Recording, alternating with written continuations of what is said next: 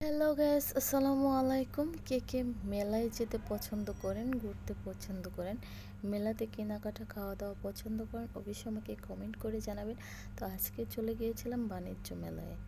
তো কার কার কাছে মেলায় যাইতে ভালো লাগে অবশ্যই কিন্তু কমেন্ট করে জানাবেন।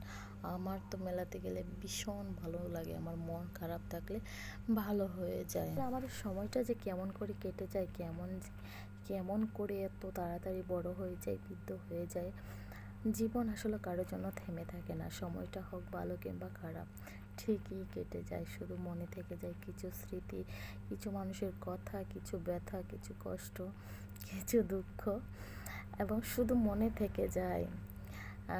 এবং তাদের খারাপ ব্যবহারগুলো, আবার কিছু কিছু খারাপ ব্যবহারগুলো সেগুলো ভোলা যায় না, চাইলেও ভোলা যায় না। আর একটা কথা বলি শুনেন, নিজের সম্মান বিসর্জন দিয়ে কারোর সাথে সম্পর্ক বজায় রাখার কোনো মানেই হয় না। যেখানে নিজের সম্মান নেই সেখান থেকে বরং নিজেকে সরিয়ে ফেলুন, তাহলে আপনারই ভালো হবে। কারণ জানেন কি, বিনা দোষে অন্যের চরিত্রে দাগ লাগানো মানুষগুলো নিজেদের চরিত্রে ঠিক থাকে না।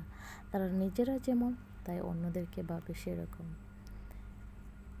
নিজেকে চালাক বানাতে, নিজের অভিজ্ঞতা অর্জন করতে, নিজের কি বেশি যে কাজগুলো সবসময় করবেন, প্রচুর পরিমাণে অচেনা অজানা মানুষের সাথে মিশুন।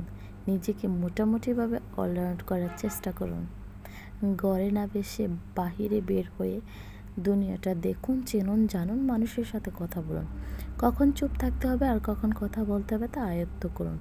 যে কোনো পরিস্থিতি নিজেকে মানিয়ে নেওয়ার চেষ্টা করুন। চালাক হতে হলে ভয় পাওয়া যাবে না, সাহসী হতে হবে, মনে বল রাখতে হবে। কারণ জানেন কি, সময়টা ভালো হোক কিংবা মন্দ হোক ঠিকই কেটে যায়।